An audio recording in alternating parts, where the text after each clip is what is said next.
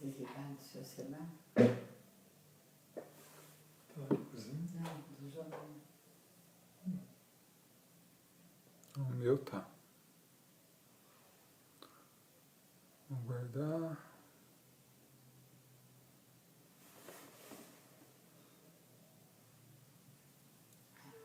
Boa noite, Ricardo. Boa noite, Flávio. Boa noite, Zé Ricardo. Tudo bom? Como é que vão? Bruno, boa noite. Boa noite, Luiz Miguel. Boa noite a todos aí. Tá aqui comigo, Ricardo. Minha mãe e meu pai estão aqui. Manda um abraço pra ele. Rosemary, Selma, Débora, Juliana, sejam todos bem-vindos. Silmara, Valdemir, Vilma, minha irmã, boa noite. Renato, boa noite. Rê, boa noite. Cláudia, beijão para você, minha cunhada. Boa noite a todos. Boa noite, Roberto. O som e a imagem estão bons? Silvia, boa noite. Só me dá um retorno aqui em relação ao som e a imagem, por favor. Vilma, boa noite. Dalva, boa noite. Boa noite a todos que vão entrando agora. Laura, boa noite a todos. Paulo e Silvana, boa noite. Ótimo. Luzia, boa noite. Silvia, boa noite a todos. Bom, Caio, boa noite. Nós vamos hoje, terça-feira, nós fazemos a nossa reunião habitual, né? Que é o Evangelho, a vibração e a vibração do passe. Boa noite, Geraldo. Então nós vamos hoje fazer a prece inicial. Aí, como eu havia divulgado, Carlos, boa noite. Giovana, boa noite. Leila, como eu havia divulgado, nós vamos falar um pouco sobre Jesus hoje, né? Quem é Jesus? Né? Vamos dar uma analisada nesse tema tão interessante aí. E depois a vibração, né, para as pessoas necessitadas, para todos nós, para as nossas famílias, né? E a vibração que vai englobar a fluidificação da água, né? E aí eu já peço a todos que possam pegar um copo com água ou uma garrafa com água para que seja fluidificada, né? E logo após a vibração do passe, para que a gente possa encerrar às 9, se Deus quiser. Boa noite a todos que estão chegando aí. Eduardo, Nando, a todos uma ótima noite. Maria da Glória, boa noite. Sônia, boa noite, Edson. Boa noite, Marcos, meu irmão, tudo bom contigo? Marcelo, boa noite. Boa noite, Rô. Então, faltando 2 minutinhos aí, vamos começar a nos preparar. Vinícius, boa noite. Yara, minha priminha, boa noite. O som e a imagem está tudo ok, né, gente? Rogério, boa noite. Boa noite, Eliana. Ulisses, boa noite. Então, daqui a pouquinho a gente já vai começar. Marli, boa noite. Boa noite, Ricardo. Boa noite, Nara. Solange, boa noite. Ângela. Bom, vão chegando pessoal aí, né? Daqui a pouquinho a gente já vai começar. E hoje um tema instigante, que é um pouco sobre a personalidade de Jesus, um pouco sobre a ideia, a noção que a gente tem sobre o Mestre Jesus, né? Boa noite, Mônica. Boa noite, Maria Tereza. Boa noite, Juliana. Sejam todos 'Chegou agora, né, Rô? Chegou a tempo hoje, né? Marli, boa noite. Rosinha, boa noite. Lena.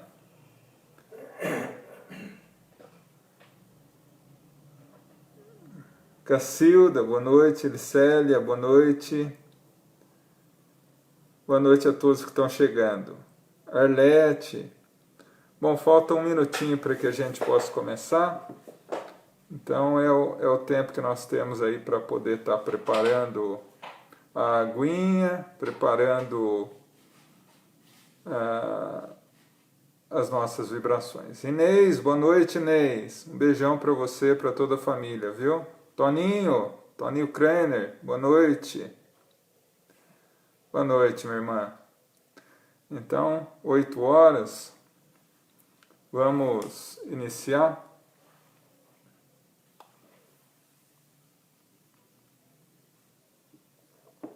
Juliana, boa noite. Bom, vamos iniciar então. Eu convido a todos a elevar o pensamento e o coração a Deus, a nosso Mestre Jesus. Vamos entrando em sintonia com os nossos amigos espirituais, para que ao longo de toda a nossa reunião, eles nos possam conceder a paz, harmonia, bênção, proteção, auxílio para as nossas necessidades íntimas, e ao sairmos dessa reunião online, possamos ser fortalecidos e renovados para continuar as nossas tarefas. Que assim seja. Bom, gente, hoje nós vamos falar, é um tema, eu coloquei esse nome, Quem é Jesus, para ser instigante mesmo, né, para chamar a atenção. Porque nós temos duas certezas. Que todo mundo na Terra, seja cristão ou não, conhece Jesus, né? Então, todos nós conhecemos Jesus. Mas a segunda certeza é que se eu perguntar quem é Jesus, cada um de nós vai dar uma ideia, uma noção diferente da personalidade de Jesus, né? Tanto que Jesus é a personagem mais biografada do mundo. Tem biografia de Jesus de todos os gêneros, gostos, né? Então, nós temos a ideia de Jesus muito diluída em várias formas de pensar. Então, para que a gente possa trazer aqui hoje uma visão espírita de Jesus, vamos começar analisando a forma com que outras religiões veem Jesus, né? Quando Jesus encarnou na Terra, quando Jesus estava entre nós, ele era judeu. Ele fazia parte do judaísmo.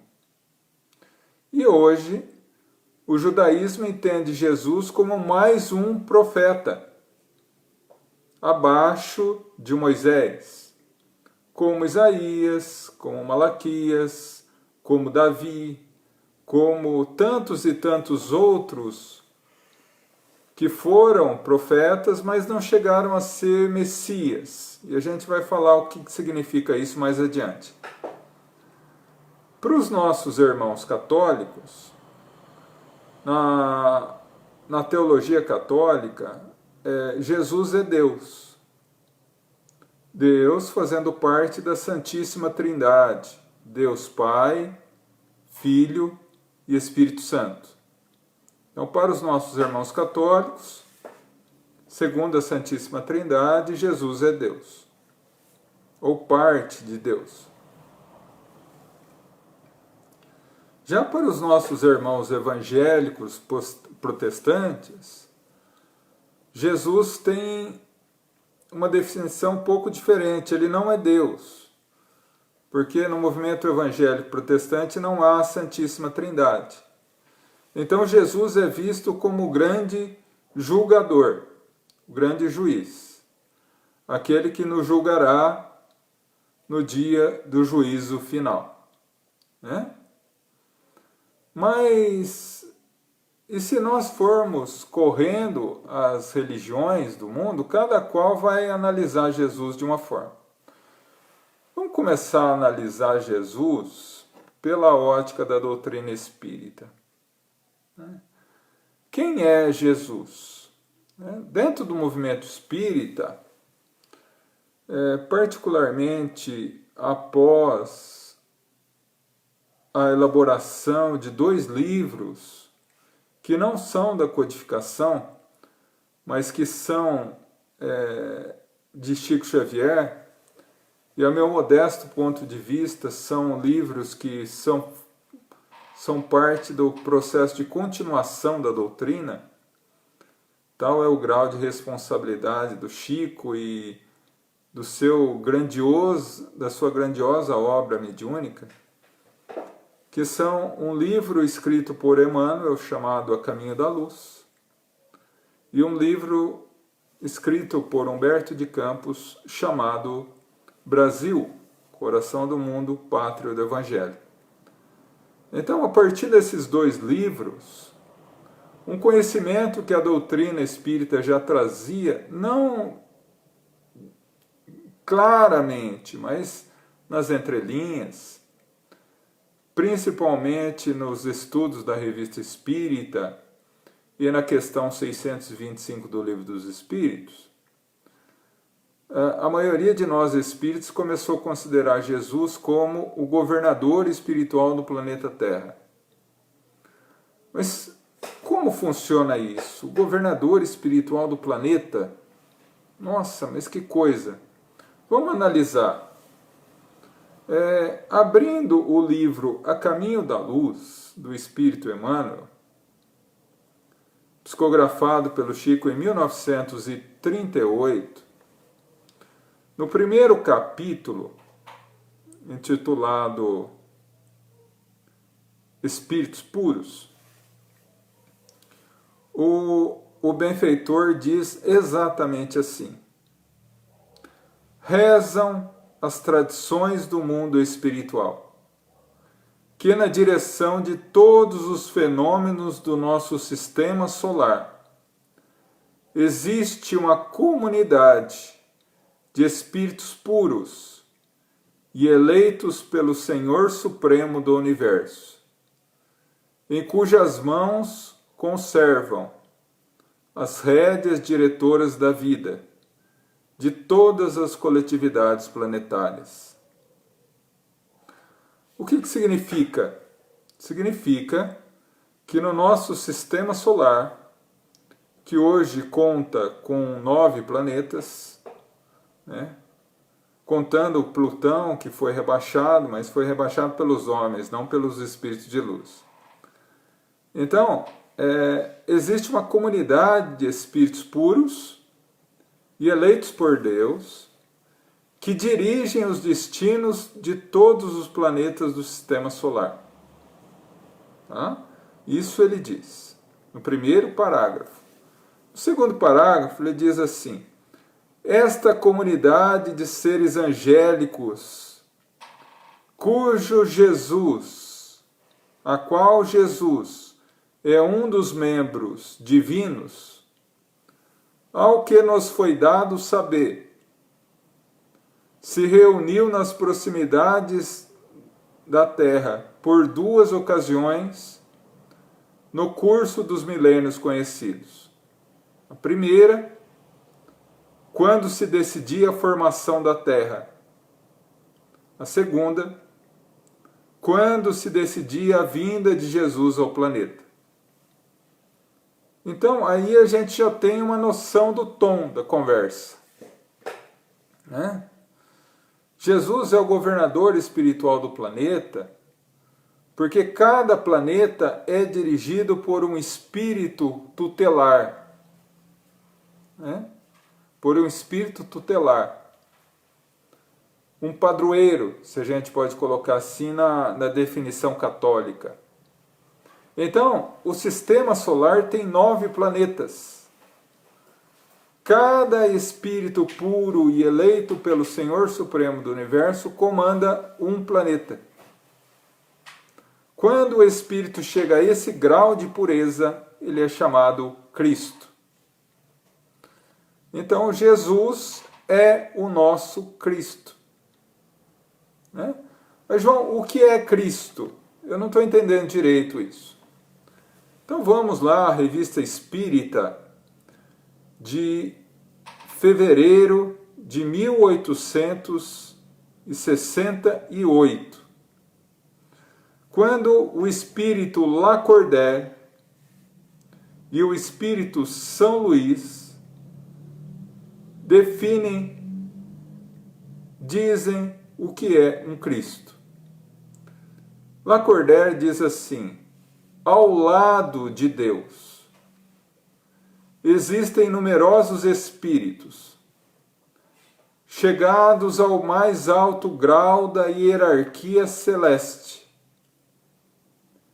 e que mereceram ser iniciados nos mistérios de Deus, passando assim a ser colaboradores diretos com Deus na criação. São chamados Messias ou Cristos, que recebem de Deus a incumbência, a missão de governar planetas. São Luís dá a mesma definição de forma diferente. Quando ele diz Messias ou Cristos, espíritos chegados ao mais alto grau na hierarquia celeste, depois de terem atingido uma perfeição que os torna infalíveis daí por diante, mesmo na encarnação. São a diretoria de Deus, que recebem as suas ordens diretamente e se incumbem de fazer cumprir. São chamados Messias ou Cristos. Bom, antes da gente aprofundar um pouco nisso, vamos definir aqui o que é Messias e o que é Cristo. Messias vem de uma palavra hebraica chamada Mexiá. Mexiá significa o ungido. Na cultura do povo hebreu, o ungido era aquele que era eleito para governar. Quando a gente abre o livro de Samuel, por exemplo, do Antigo Testamento, a gente encontra lá Saul e encontra o grande rei Davi. Ambos foram reis da Palestina, de Israel. E ambos foram, no processo que colocaram eles no trono, ambos foram ungidos. Era colocado óleo sobre a cabeça, isso se chama unção, e fazia parte do processo de coroamento de um rei. Então, Mexiá ou Messias significa rei. No caso nosso aqui, o rei não de um povo, mas de um planeta inteiro. No caso, Jesus, o Cristo. Mas então, por que é Jesus Cristo e não Jesus Messias? Porque Mexiá, a palavra hebraica, traduzida ao grego, é Christos. E por que era traduzida ao grego? Porque na época de Jesus, o grego era a língua oficial do mundo, como o inglês é hoje. Então todos os evangelhos foram traduzidos para o grego. E logo após, Christos em grego foi transferido para o latim como Christus e chegou a nós hoje como Cristo. Então Cristo não é o sobrenome de Jesus, é a categoria evolutiva que ele atingiu, de ter ocasião de governar um planeta. Então, como eu havia dito, no segundo parágrafo do livro A Caminho da Luz, Jesus é o nosso governador espiritual há 4,5 bilhões de anos, que é a idade da Terra. Mas como eu sei? Estava lá? Não. Porque Emmanuel fala o seguinte, que eles estavam reunidos para decidir a formação da Terra. E aí a gente pode fazer um contexto mais bíblico para aqueles que gostam do Antigo Testamento. O primeiro versículo da Bíblia, primeiro versículo em Gênesis, né? No princípio criou Deus o céu e a terra. Vamos traduzir isso para o hebraico, que é a língua que foi escrita os evangelhos. Bereshit bara Elohim, metashamai vedares. Eu sei que vocês não entenderam nada, mas vamos lá. Vamos explicar. Bereshit, traduzido como o princípio. Bara, foi traduzido como criou. Elohim, Deus. Metchamar, terra. Vedares, céu. O problema é que foi traduzido errado. Porque Bereshit é princípio, Bará não é criou, Bará é formou, plasmou, moldou. Elohim não é Deus, Elohim é deuses. Deus em hebraico é Eli, não Elohim. Metchamar vedares, céu e terra. Então a tradução correta seria: no princípio formaram os deuses o céu e a terra.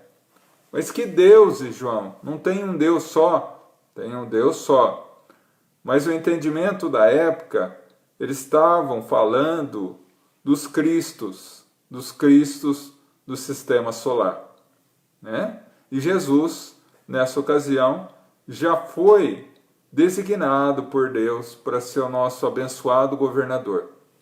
E desde então, ele é o Espírito responsável não só pela formação do planeta, não só pelo desenvolvimento do planeta e pelo destino do planeta, mas também pelo destino dos 7 bilhões de espíritos encarnados e dos aproximadamente 28 bilhões de espíritos que vivem nas regiões espirituais próximas da Terra. Então, o conceito de Jesus começa a mudar um pouquinho. João, quantos anos tem Jesus, aproximadamente? Não é 33, tá? Na verdade, para que a gente possa elaborar isso, a gente precisa entender o seguinte. Jesus é um espírito em evolução, como nós. Nossa, João, não é muita pretensão dizer que Jesus é um espírito como nós? Não. Porque na questão 115 do Livro dos Espíritos, Kardec pergunta assim: existem espíritos criados bons e espíritos criados maus? Não.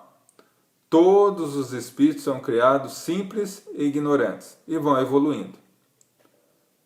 Ah, mas Jesus talvez não seja um espírito. Na questão 27 do Livro dos Espíritos, Kardec faz uma pergunta interessante. Quais são os elementos do universo? O que tem no universo? E ele coloca a Santíssima Trindade Espírita, como eu costumo dizer. Deus, Espírito, matéria. Só esses 3 elementos.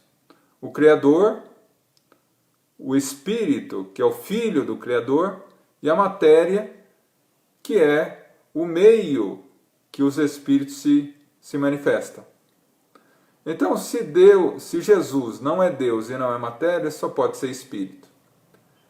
E da mesma forma, passou por tudo que nós estamos passando hoje, no seu processo evolutivo, e hoje alcançou um grau de elevação que nós não conseguimos conceber. Né? E por que isso? Porque Jesus é muito mais velho, muito mais experiente do que nós. Nós, na condição humana, estamos encarnando na Terra, na condição humana, há 500 mil anos. E muitos podem achar muito. Mas quando a gente analisa, por exemplo, a idade do planeta Terra, 4,5 bilhões de anos, não é nada. E quando a Terra foi formada, Jesus já era Cristo, já era um Espírito perfeito. Nossa, mas aonde ele adquiriu essa perfeição? A Revista Espírita tem alguns artigos que dizem que o sistema solar em que Jesus se desenvolveu já não existe mais. Se a gente for analisar que um sistema solar vive em torno de 20 a 25 bilhões de anos, e Jesus já é o nosso governador espiritual há 5 bilhões, Jesus tem no mínimo 25 bilhões de anos. E nós, 500 mil. Ele tem muito mais experiência do que a gente. Mas João, como ele chegou a isso? Na questão 100 a 113 do Livro dos Espíritos, Kardec nos apresenta a escala evolutiva do espírito. O espírito mau, o espírito bom, o espírito puro. Quando chega a espírito puro, não acaba a evolução. Porque, por exemplo, se nós pegarmos um espírito puro, Dr. Bezerra de Menezes, Madre Teresa de Calcutá, são espíritos puros, sim, mas não estão no mesmo nível de Jesus. Por quê? Porque chegado ao nível de espírito puro, começa uma nova escala. A escala dos espíritos puros. Chegando ao topo dessa escala, que inicia lá espírito puro estagiário, espírito puro júnior, espírito puro, vai subindo, até chegar ao topo. Quando se chega ao topo dessa escala, é chamado de Cristo. Então a gente analisa que Jesus tem um nível de evolução que é incompreensível para a gente.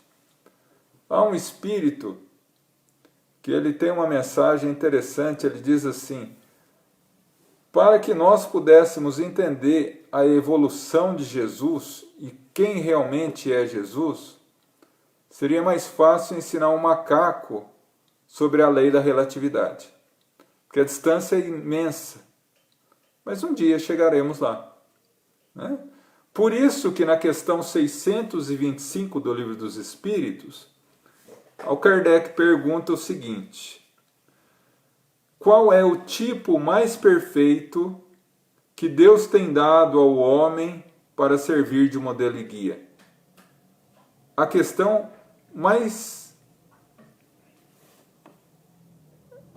menor do Livro dos Espíritos, Jesus. E Kardec coloca um adendo nessa resposta, uma explicação. Jesus é o espírito mais puro e perfeito que habitou a Terra.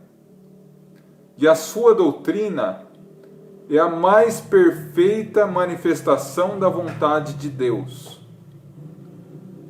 Porque sendo Jesus o mais puro dentre nós, o Espírito de Deus o animava. Então, nós começamos a ter uma ideia diferente de Jesus.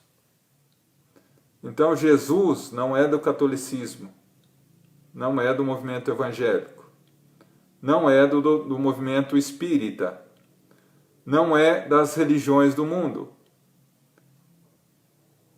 Jesus é do planeta inteiro. Seja ou não espírita, seja ou não religioso, Jesus é o nosso irmão mais velho, que cuida, ampara e abençoa nós todos os momentos. Porque a partir daí a gente chega a uma conclusão. Se Jesus chega a um grau que ele não pode mais errar, Ele já não é mais humano, mas ele é divino. Ele não mente. Então, chegamos à conclusão que quando Jesus disse, eu não vos abandonarei nunca, ele estava falando a verdade.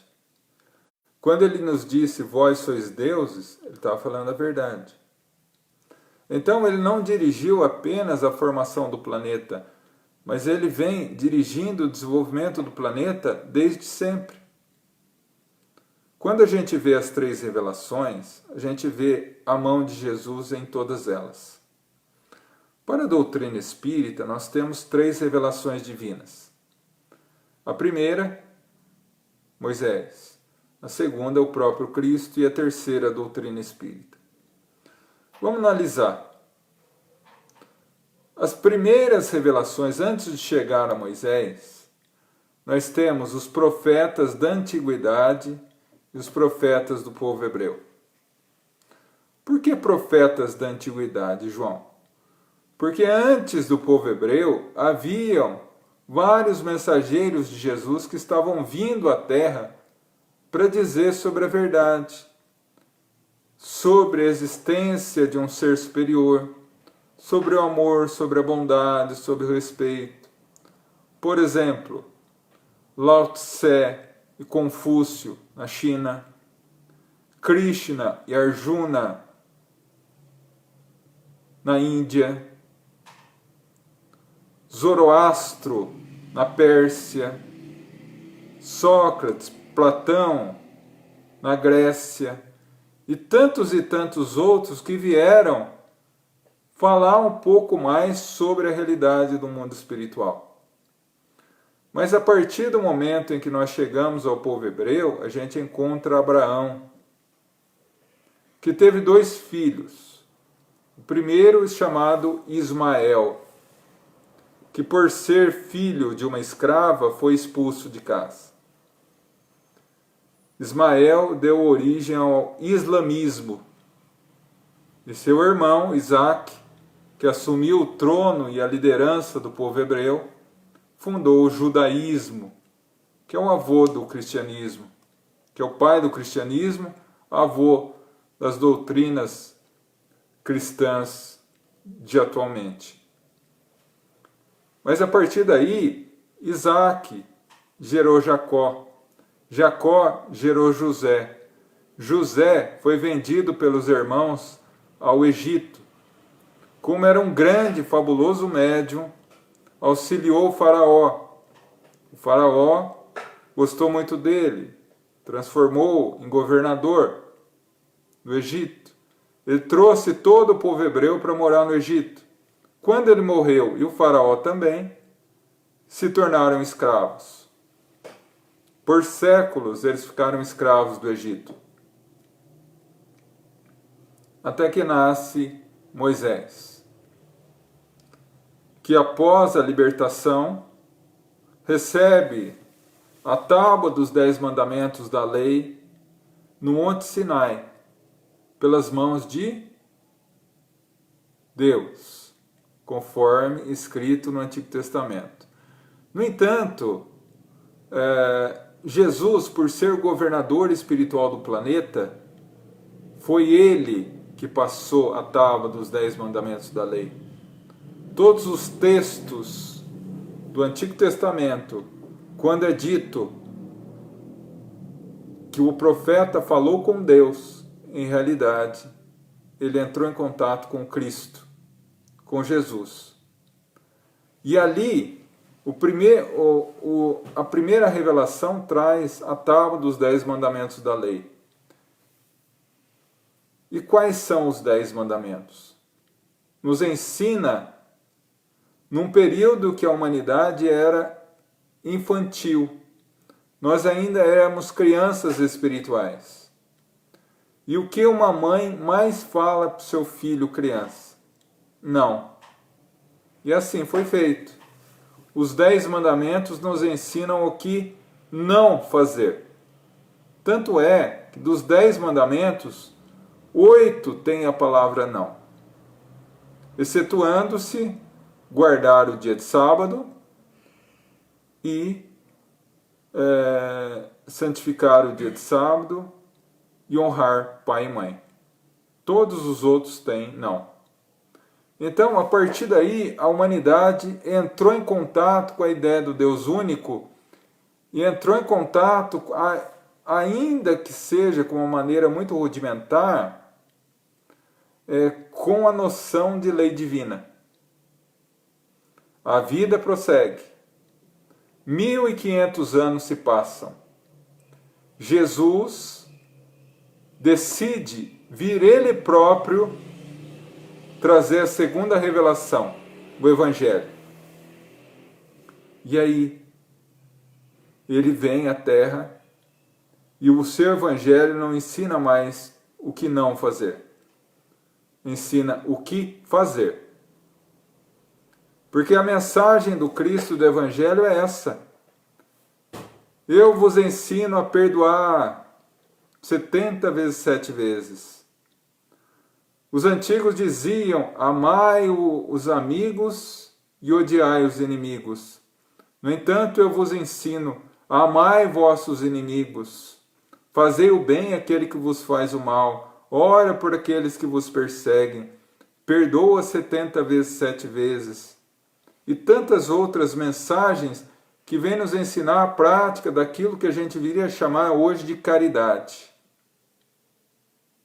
Vem Jesus. Retorna à pátria espiritual, cumprindo a sua missão luminosa. Os apóstolos mantêm a chama acesa. No entanto, com desencarnados apóstolos, dos seus seguidores mais próximos, lentamente a humanidade vai esquecendo a mensagem original do Cristo e vai modificando essa mensagem ao bel prazer dos interesses humanos. Caímos na idade das trevas. Tudo era permitido em nome de Deus. Se não fizesse, ia para o inferno. E tal era o drama dessa época da Idade das Trevas, da Idade Média, que logo após ela veio o Iluminismo. Deus não existe, só se pode existir o que se pode provar pela ciência. A partir do século XVII e XVIII. E a partir daí, a ciência e a religião viraram inimigas íntimas. Até que, em um dia, e isso está narrado no livro Crônicas de Além-Túmulo, mas eu não vou fazer a crueldade de fazer vocês lerem o livro inteiro. Está no capítulo 15, Ante a Ordem do Mestre. Humberto de Campos narra nesse conto que no dia 24 de dezembro de 1846, 24 de dezembro, Jesus se reúne com João Evangelista e pergunta a ele, João, como vai o movimento cristão na Terra? Eu juro para vocês, Humberto de Campos descreve assim, João senta e começa a chorar. E aí ele começa a narrar todos, o movimento católico, o movimento evangélico, e aí ele vai falando assim, ao final ele diz assim, Senhor, é de espantar, mas hoje na Terra existem muito mais ateus bem-vindos no céu do que propriamente cristãos. E aí Jesus diz assim, se os vivos nos traíram, a partir de hoje os mortos falarão por mim. 24 de dezembro de 1846. 3 meses depois, no dia 30 de março de 1857, num pequeno vilarejo americano chamado Huntsville, as irmãs Kate Mary Fox começaram a perceber o espírito, se comunicaram com ele e a partir dali não parou mais. Kardec começou a analisar as mesas girantes em 1854 e em 1857, no dia 18 de abril, Kardec faz o casamento entre a ciência e a religião. E a doutrina espírita vem nos trazer, através das suas 1019 perguntas do Livro dos Espíritos, o como fazer. Como ser caridoso? Como perdoar? Como ser paciente? Como ser indulgente? Como amar os inimigos? E assim por diante. Mas, João, você falou que Jesus estava vinculado às 3 revelações, mas até agora você falou que ele estava vinculado aos 10 mandamentos da lei por Moisés, ele próprio na 2ª revelação e na 3ª. Aqueles que são mais afeitos à doutrina espírita sabem que os espíritos superiores que responderam às questões de Kardec é uma legião de espíritos orientadas por um espírito chamado Espírito da Verdade. E quando nós abrimos um livro muito pouco conhecido no meio espírita, infelizmente, chamado Obras Póstumas, que é uma coletânea de mensagens de Kardec, onde ele faz um panorama dos bastidores da formação da doutrina espírita. Lá na 2ª parte do livro, há uma mensagem intitulada Um Espírito Familiar. E ele narra exatamente isso. Ele narra exatamente essa questão. Ele estava na sua casa, certa noite, até que ele começa a ouvir batidas. Batidas. Ele olha daqui, olha dali, não acha. Chama a sua esposa, Mélie Boudet, também não acham. Já é quase meia-noite, eles não acham a origem da batida, foram dormir. E aqui abrimos um parênteses, né? Foram dormir porque era Kardec e a Mélie Boudet, né? Porque se fosse a gente ia para um hotel, né? A gente é um espírita que não tem medo de espírito, né? Mas enfim, no outro dia ele tinha reunião mediúnica com as irmãs Boldan. Aquelas que assistiram ao filme sabem daquelas 2 menininhas que psicografavam e ajudavam ele. E ele fez a seguinte pergunta para o Espírito São Luís, que dirigia a reunião. São Luís, ontem ouvi batidas na minha casa. Por quê? Teu espírito familiar queria comunicar-se contigo. Mas de quem se trata? Perguntou Kardec. São Luís diz assim: pergunte a ele mesmo, porque ele está aqui. Kardec olha e pergunta: meu espírito familiar, quem quer que tu sejas, eu agradeço a presença no meu lar. Poderia me dizer de quem se trata? E o espírito, através do lápis mediúnico da médium, responde: para ti chamar-me-ei a verdade, e estarei todos os meses aqui, uma vez por mês, durante 20 minutos, respondendo a todas as suas questões. Bom, essa é uma parte da história. Um espírito familiar que pediu para que Kardec o chamasse de o Espírito da Verdade. Em 1863, já havia o Livro dos Espíritos, o Livro dos Médiuns, o que é o Espiritismo. Kardec foi convocado aos espíritos de luz a se afastar de Paris e ficar um ano, alguns meses, afastado, escrevendo um livro. E ele foi orientado a não dar informações sobre esse livro para ninguém. Então era o segredo que nem mesmo o editor da obra, o Sr. Didier, sabia o nome do livro. Só foi descobrir quando da edição do livro.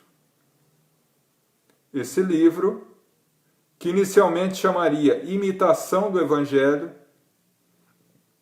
e por orientação do próprio Sr. Didier, Kardec mudou para o Evangelho segundo o Espiritismo, que foi publicado em março de 1864. Pois bem, quando ele terminou os originais, voltou para sua casa, ele recebe uma carta da cidade de Bordeaux, na França, uma médium que ele se correspondia lá. Ninguém sabia do livro. Ele abre a mensagem e está escrito assim: um novo livro acaba de surgir. Uma nova luz que vem iluminar a humanidade. Eu vim há 18 séculos, em nome de meu Pai, para abençoar com a semente luminosa da verdade os corações endurecidos. Mas os homens se esqueceram da mensagem luminosa. E hoje retornamos. Há muitas moradas na casa de meu Pai. Eu vos disse há 18 séculos. Essas palavras o Espiritismo auxiliará a compreendê-las. Assinado, o Espírito da Verdade. Quem veio há 18 séculos na época? Quem disse há muitas moradas na casa de meu Pai?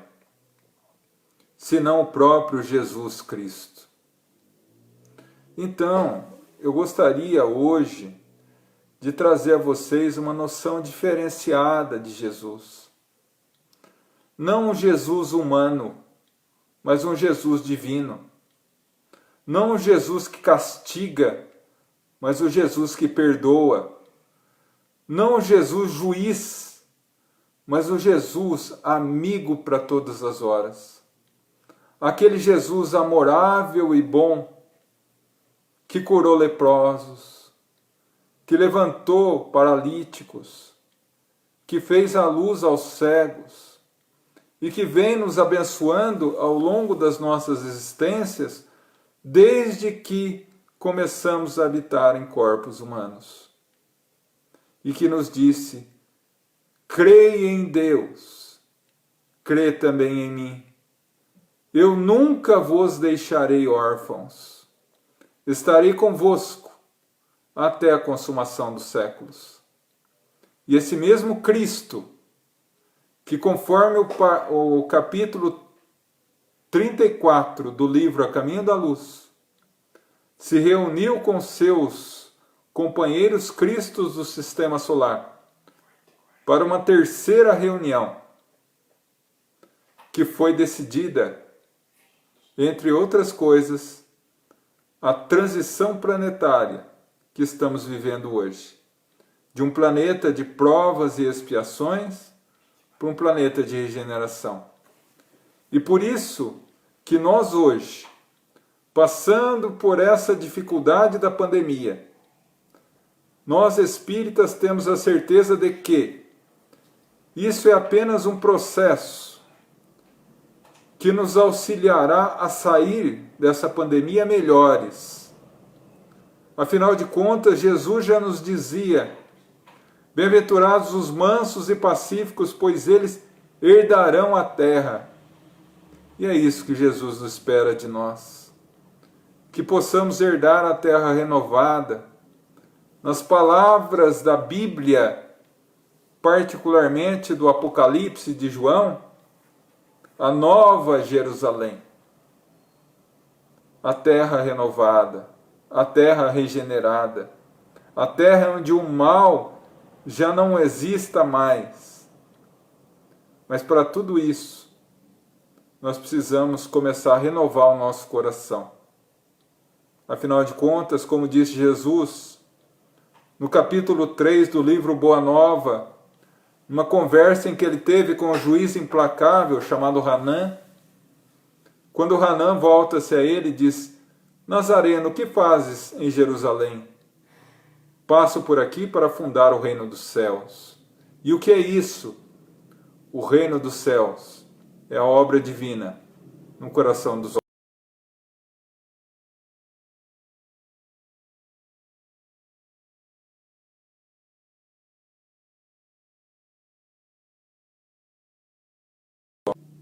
Não conseguiremos modificar o mundo se não modificarmos a nós mesmos. Porque o reino dos céus está dentro de nós. Que Deus nos abençoe a todos. Bom, agora dessa explanação sobre a vida de Jesus, sobre o que representa Jesus para a nossa vida, como diz Emmanuel, através de uma psicografia do Chico, a importância de Jesus para a nossa vida é da mesma forma do que o sol tem importância para uma planta. Sem Jesus nós não desenvolvemos. Por quê? Porque Ele é o caminho, a verdade e a vida. Vamos agora à nossa vibração da noite. Eu convido a todos a elevar o pensamento e o coração novamente a Deus, abrindo os braços da alma para receber o acolhimento e o abraço de Jesus. E nesse abraço carinhoso vamos pedir-lhe ao ouvido pelas nossas necessidades e aflições, pelas nossas dores, e Ele haverá de nos amparar, abençoar e iluminar, uma vez que nos disse: Vinde a mim todos vós que estáis cansados e fadigados, e eu vos aliviarei. Pedimos pelos nossos familiares, presentes e ausentes, próximos e distantes, onde quer que se encontrem, possam receber o apoio conforme a sua necessidade. Pedimos pelos nossos irmãos encarnados, que passam por provas e expiações, dores e sofrimentos, que Tu, Jesus, seja o farol a nos guiar nos labirintos escuros da terra, para que não possamos nos perder nos labirintos das tentações do mundo e sairmos vitoriosos ao Seu lado.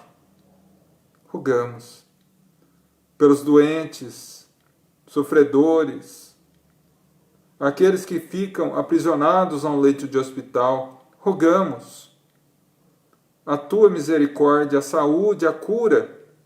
Mas se não for possível, Senhor, uma vez que sabemos que a doença é remédio amargo para a cura do espírito, rogamos fé, perseverança, resignação e, sobretudo, a certeza que dia virá encontrarão muito mais do que a saúde física, a saúde espiritual. Pedimos, Senhor, ampare e abençoe a cada um que nesse momento a nossa mente alcança.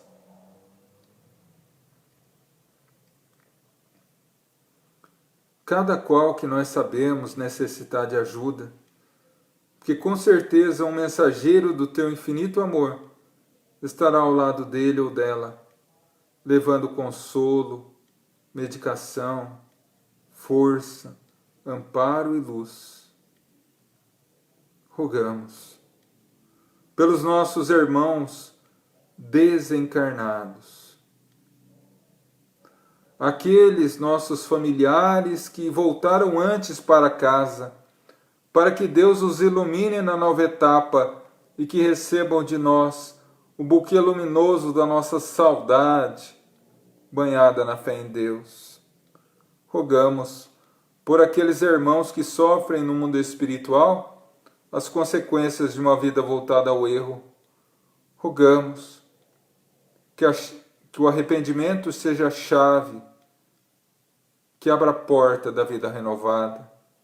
Pedimos para os nossos infelizes irmãos suicidas, irmãos nossos que no momento de fraqueza se atiraram ao abismo do sofrimento e da dor. Rogamos por eles a doce Mãe de Nazaré, que sabemos ser a doce protetora de todos aqueles que se entregam às mãos tormentosas do suicídio. Rogamos, Mãe Santíssima, abra-lhes o teu infinito amor, abrindo-lhes a visão a uma vida renovada. E agora, meus irmãos, todos pedem pelos que sofrem. Eu gostaria de pedir por aqueles que fazem sofrer, por aqueles que ainda trazem no coração o germe do mal, da crueldade, por aqueles que ninguém lembra, mas que Deus não esquece, porque Deus não desampara nenhum de seus filhos. Que a semente luminosa do amor do Cristo possa iluminar esses corações, libertando-os para se tornarem dignos da infinita misericórdia de Deus. E assim, agradecidos a Deus, o Pai da vida, a Jesus, o incomparável amigo, e a legião de espíritos amigos que nos abençoa, nosso profundo agradecimento e gratidão. Pai nosso, que estais nos céus, santificado seja o vosso nome.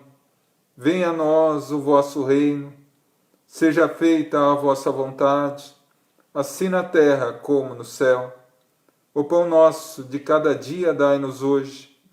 Perdoa nossas dívidas, assim como perdoamos os nossos devedores. Não nos deixe cair em tentação, mas livra-nos do mal, porque teu é o reino, o poder e glória sempre. Que assim seja. Amém. E agora, meus irmãos, convido a todos a prepararem o copo com água, a garrafinha com água, para que possamos fazer vibração, para que nesse momento sejam fluidificadas as águas e cada um que está na nossa sintonia aqui hoje possa nesse momento receber o passe espiritual a renovar as nossas energias. Vamos todos fechar os olhos e pela força da mente vamos ser transportados a um belo jardim. Sentimos a grama suave tocando os nossos pés, a brisa amiga acariciando o nosso rosto, um sentimento de paz e de alegria invade a nossa alma. Nesse momento nos voltamos e nos deparamos com o divino amigo, Jesus, o meigo Rabi da Galileia, nos envolvendo em um abraço carinhoso. Sentimos a luminosidade de Jesus a nos tocar, a energia, a virtude do Cristo Jesus a começar a ser absorvida por nós, trazendo harmonia ao nosso corpo físico, em que todas as células do nosso corpo começam a ser nutridas por essa luz. A nossa mente agora começa a receber as bênçãos do Cristo. A nossa mente se fortalece, os maus pensamentos são afastados. A luz dos pensamentos bons e bem-aventurados nos achegam à mente. mas a energia vai mais fundo, alcança o âmago do nosso coração e do nosso espírito, revigorando a nossa alma, retirando os traços negativos do nosso corpo espiritual. E nesse momento, nos sentimos todos luz e paz. Jesus se afasta a um passo de nós, nos sorri, eleva o braço e carinhosamente acarinha o nosso rosto, como a dizer sem palavras que nos abençoa. E começa lentamente desaparecer em um foco luminoso, nos deixando a paz, a harmonia e a bênção. Lentamente vamos retornando à nossa realidade, mas trazendo conosco essa energia maravilhosa, a energia do Cristo Jesus, que vive em nós, porque Jesus está dentro de nós. Uma vez que nos disse na oração do Pai Nosso: venha a nós o vosso reino. O reino do Cristo é feito no nosso coração. Abramos o nosso coração para que Jesus habite nele, para que possamos fazer da nossa boca as palavras do Cristo, das nossas mãos os atos do Cristo, da nossa vida o testemunho do Evangelho do Cristo, para que um dia possamos dizer as palavras dos heróis do cristianismo primitivo: Ave Cristo, salve Cristo.